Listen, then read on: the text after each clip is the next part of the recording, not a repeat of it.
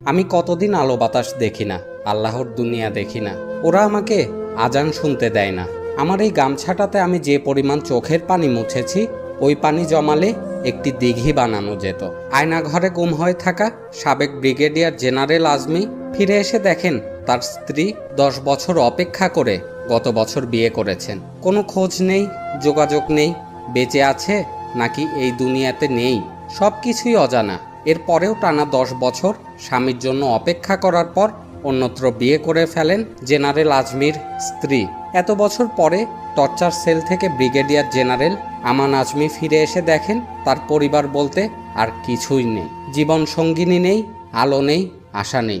জীবন থেকে এতগুলো বছর হারিয়ে গেল অন্ধকার আয়না ঘরে। কি হৃদয় বিতারক!